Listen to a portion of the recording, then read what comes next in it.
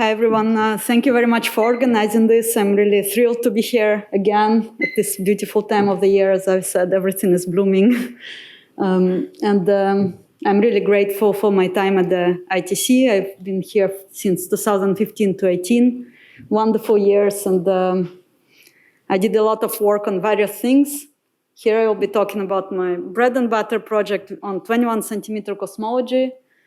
But I also worked on fuzzy dark matter and fast radio bursts with Avi, which was really exciting.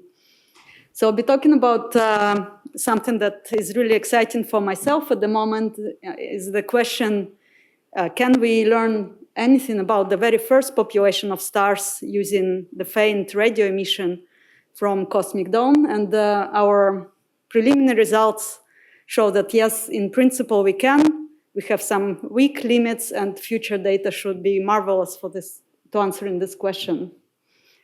I'm now at the University of Cambridge Institute of Astronomy. We have a very bright group with excellent students who led this work.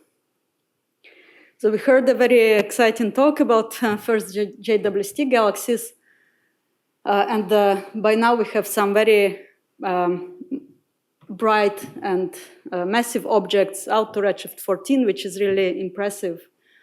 And JWST is clearly pushing this observational frontier, going deeper and deeper into cosmic dawn, and maybe some of these galaxies are actually have some population 3 stars, which might have a massive initial mass function and be bright, therefore. But even with this wonderful instrument, we are probing just the tip of the iceberg, the brightest population, and there might be a big population of small mass galaxies that are beyond JWST observational limit. Fortunately, we have a really interesting tool that can actually probe this population and even go deeper into cosmic dawn and dark ages, and describe the typical population of galaxies existing then. And this is a radio 21 centimeter signal produced by hydrogen atoms that populate intergalactic medium at early times when the gas was mostly neutral. So all the space between, this is, by the way, from Avi's Scientific American. Sorry, I didn't. I use it in every talk here. I don't have credit, but normally I do, sorry. So, as is shown here, there are first star-forming regions, and they heat and ionize gas around. Most of the gas is still cold and neutral, so all these areas are cold and neutral, and the most abundant element is, of course, hydrogen that emits these 21 centimeter photons that have very small, narrow band or line width, so they can free stream through the universe to us and be observed. This is a narrow line, so we are supposed to have like a scan of the whole universe and all the neutral regions. So there is a lot of observational activity in this area with Cambridge. These are just examples. Cambridge-led REACH experiment that just had first data. And we saw first waterfall plots just a couple of weeks ago. And there is, of course, square kilometer array that has already been designed to observe most of this era in hydrogen emission. And the first light is supposed to be just in 5 years. So there is a lot going on in this area. And there is also a group here led by Lincoln, also involved in measuring. Actually, Lincoln was the first person who tried to measure cosmic dawn signal with LIDA. So it's very exciting. Just to kind of introduce you to what we can actually do with the signal is first we can observe dark ages when there were no stars yet. But this could only be done from space or from the moon, and there are many experiments nowadays being planned to actually go to the moon or to space and look for dark ages signal. This would be a wonderful probe of cosmology and dark matter physics. The cosmic dawn and epoch of trionization, of course, can be observed from Earth, and there are many experiments doing that now.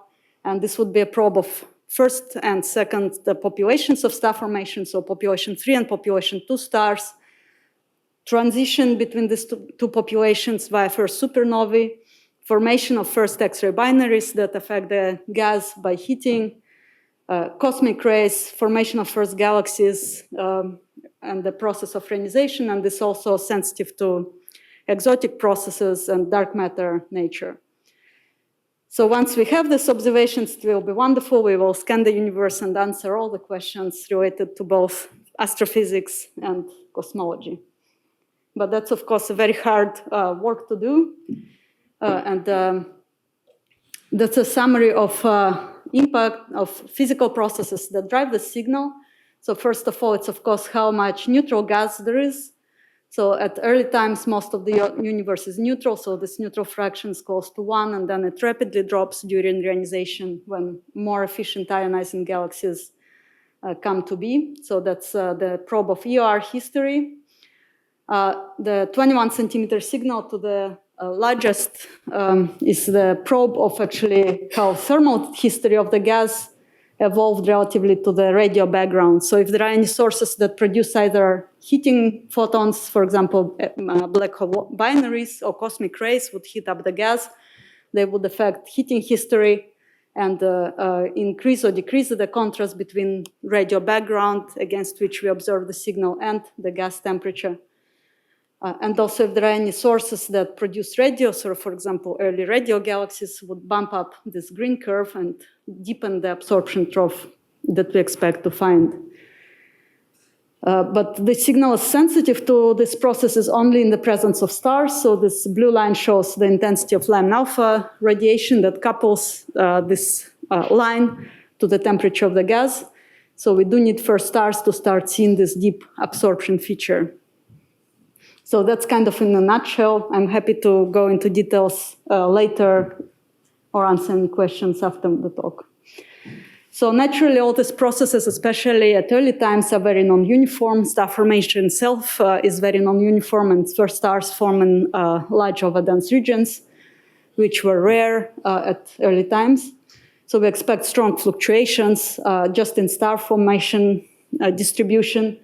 But as the signal is driven by photons, it is also sensitive to the effective horizons or distances to which these photons propagate. And different photon energies have different mean free passes. For example, Lyman alpha coupling can happen on scales of around 60 megaparsec around the source, while X-ray heating sources could propagate on a few hundred megaparsec scales, heating up the gas on at large distances from the source.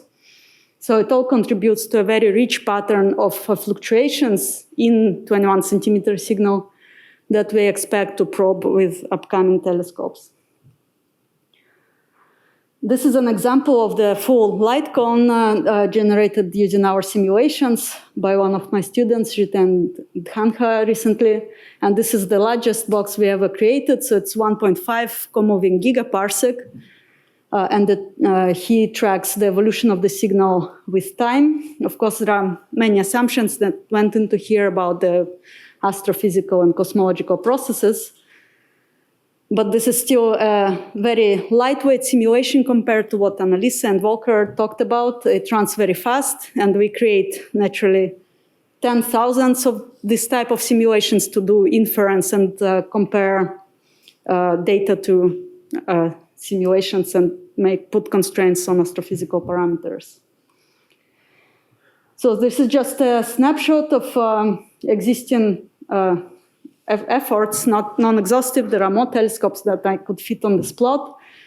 There are global signal experiments that measure a signal averaged over the sky and produce one line that is a spectrum, so evolution of the signal with frequency.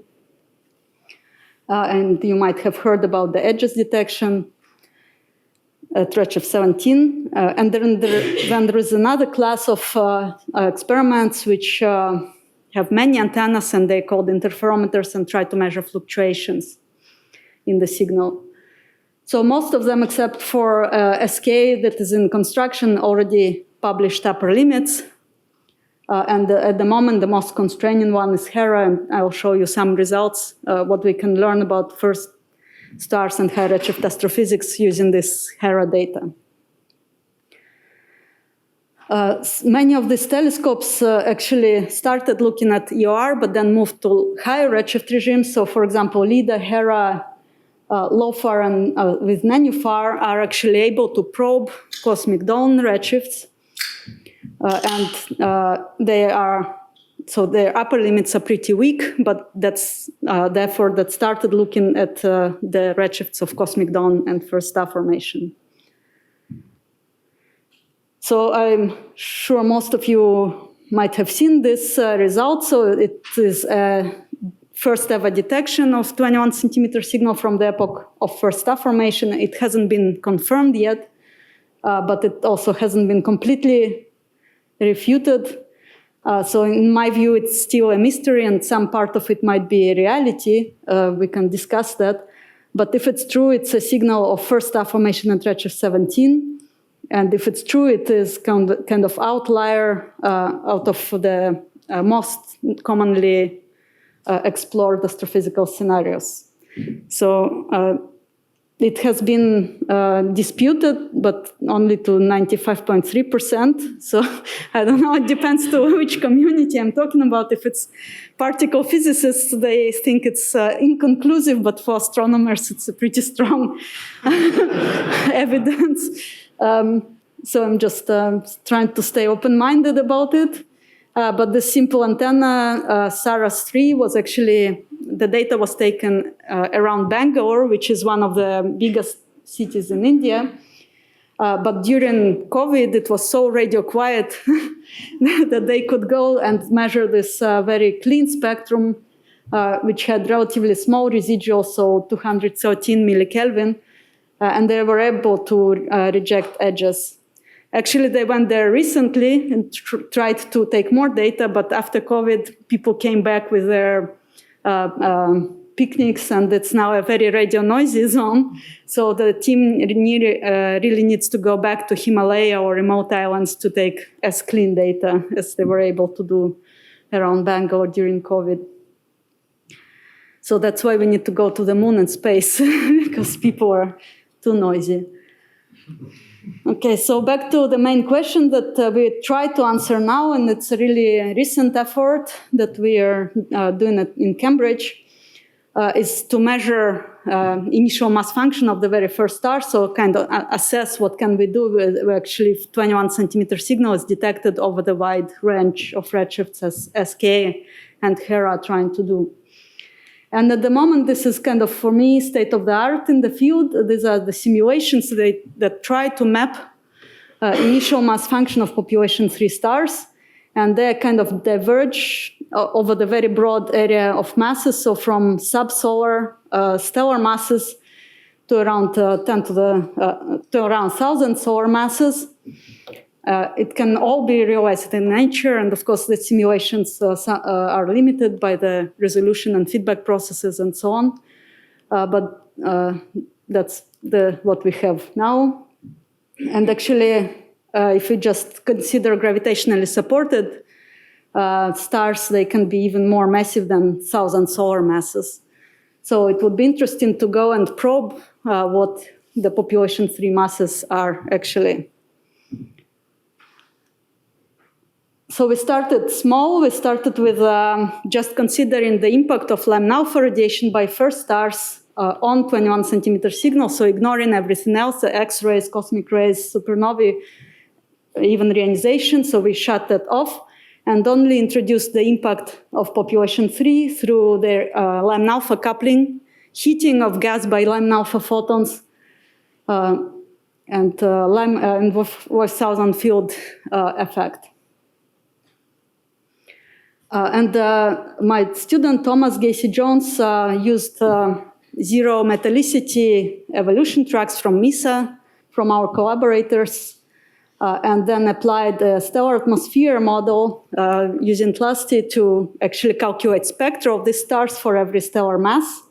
So in blue is our new spectra, and that compares to orange line, which we were using before. So that's a historical it's just a black body spectrum. So we're now using more realistic one.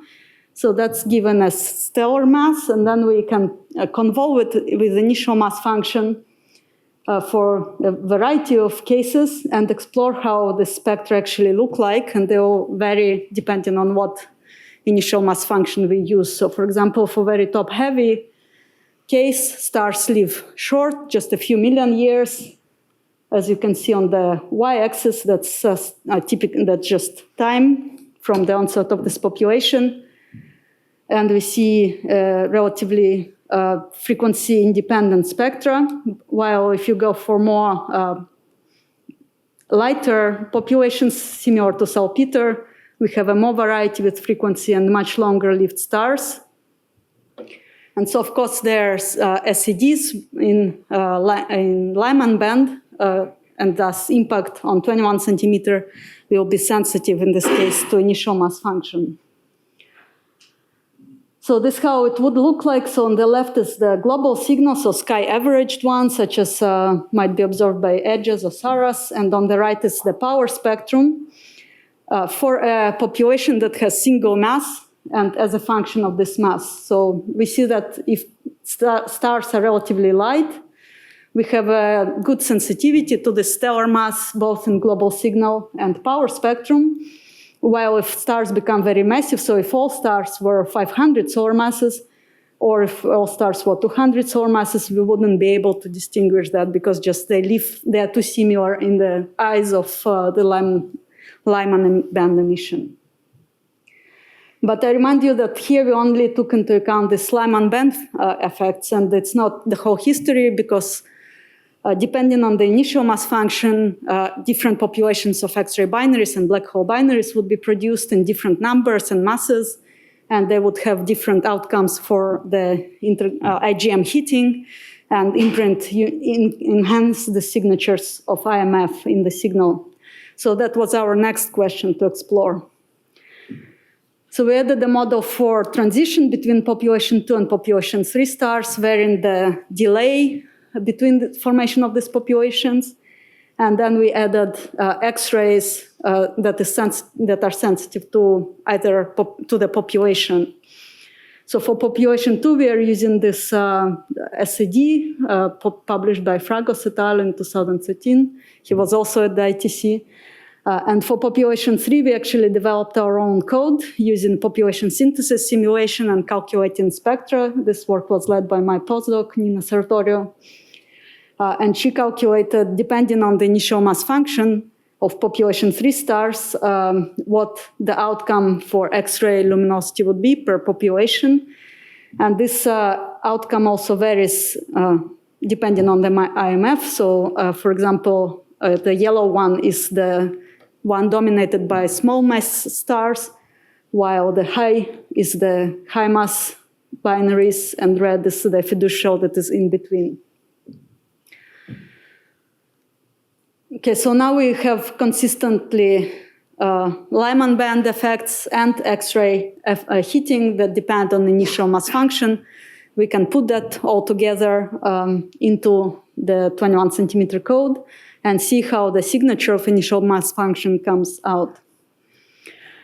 We also added radio emission, so it can be, so first it was, of course, motivated by the enormous edges absorption trough, but now it's kind of seen as a, first of all, interesting test case. If there might be a population of radio galaxies at high redshifts, and it's a question that hasn't been explored before.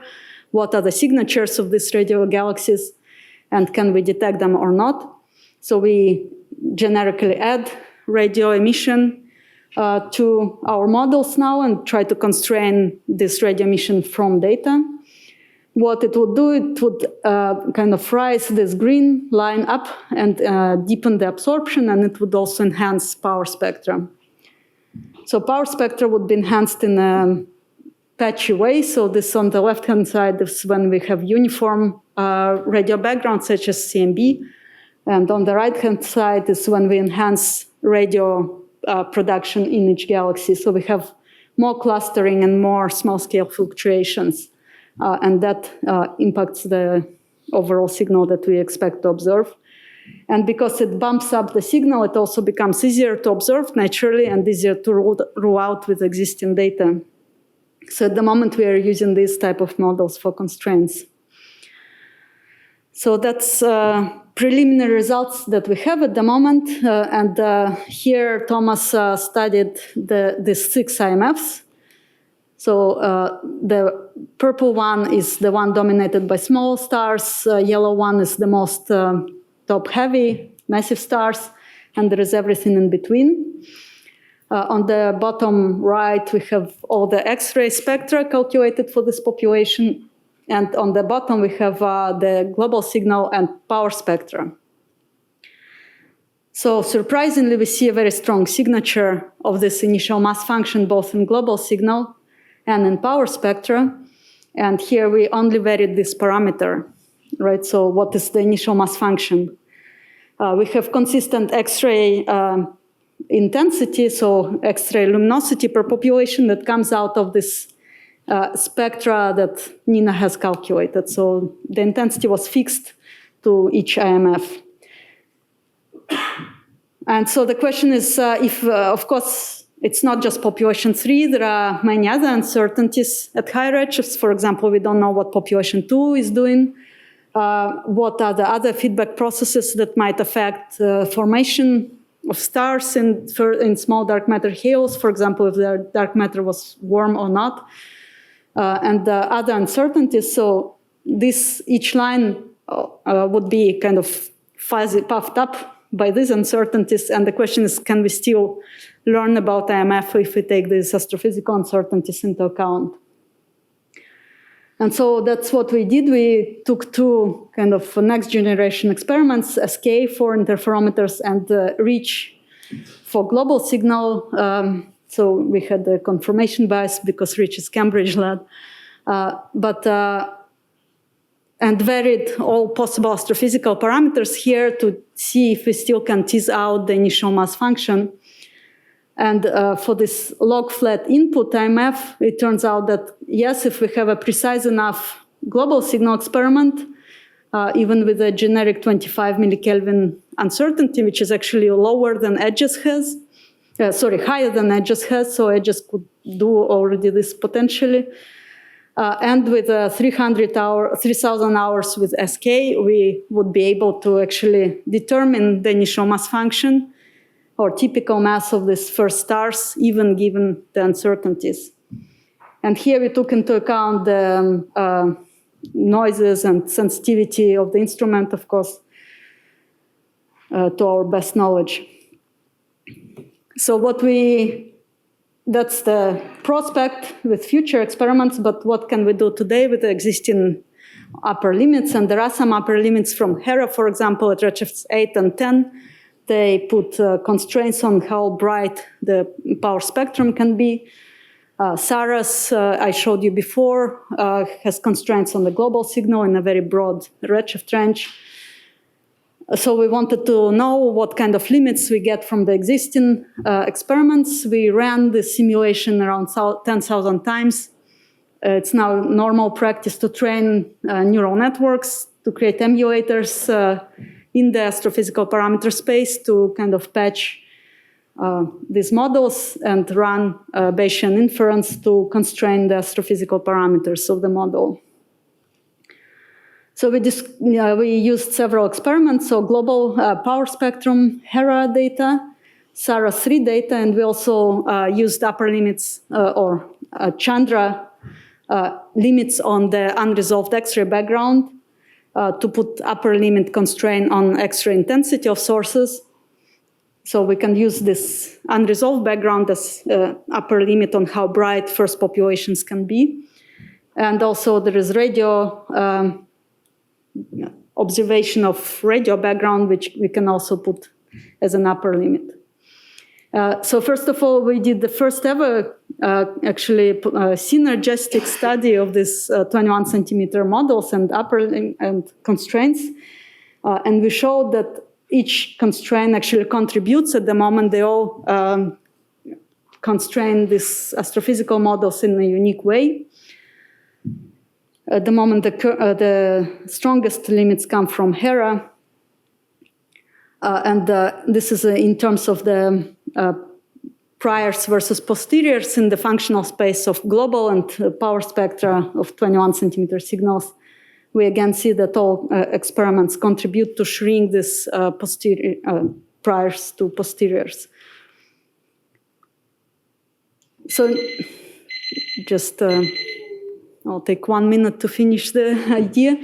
So in terms of constraints, we see that all of them are pretty weak at the moment. We can rule out very efficient population 2 star formation weakly. And there is some inclination to inefficient population 3 star formation, but it's currently very weak. More interesting things are in the X-ray space, because that's one of the most parameters that most strongly affect the depth of 21 centimeter signal. And we see that X-ray limits from Chandra actually put constraints on the high X-ray efficiency as expected. So on this side, while 21 centimeter signals rule out very deep absorption, and so they put constraints on inefficient X-ray heating. And so we start having actually constraints from 2 directions. Just to show you that we are also testing other processes, for example, cosmic ray heating, and with different heating processes implemented, we can actually get something flat as edges observed, but we didn't. We just, ran set of models and saw by surprise that some of them have this flattened shape. We didn't try to search for it here. And I'll stop here with my conclusions. So it's a very exciting field, and it is becoming more and more exciting as observations become better and more data is collected. We can actually potentially with next generation observations constrain population 3 star formation and first supernovae. And current limits actually are already interesting in terms of X-ray sources at high redshifts and some marginal constraints on star formation. Thank you.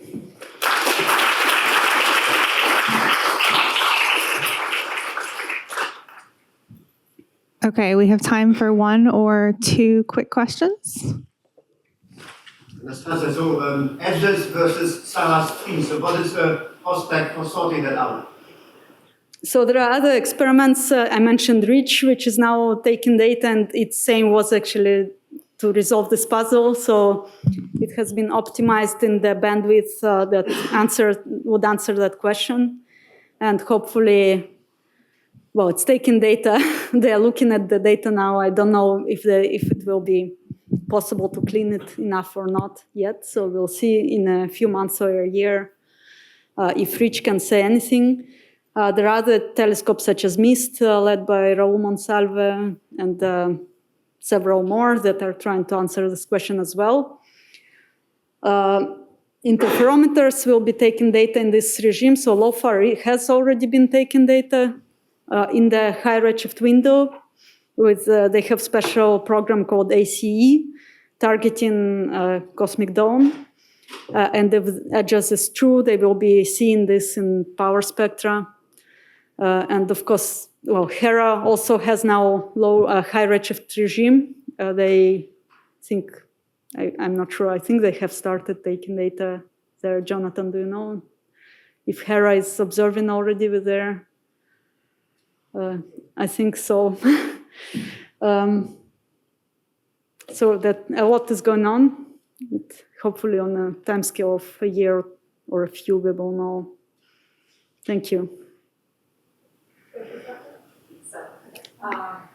So it sounds like the global signal is very similar if the IMF is bottom heavy or top heavy, which is it's not something I would have naively expected, that the global signal, is similar for the purple and the yellow, which have very different IMFs. So I was just wondering what conspires to make it so? Yes, it's an interplay between X-rays and Lyman alpha effects overall, I think, and lifetime differences. So the purple one live longer, so they spread their impacts also in Lyman alpha, and X-rays start later. I'm not sure how. I'm just trying to brainstorm it with you. So, but we're still finishing this paper, so it's a good question to pay attention to. Okay, I think we're out of time, so let's thank Anastasia again, and Avi. So we'll break for lunch, but lunch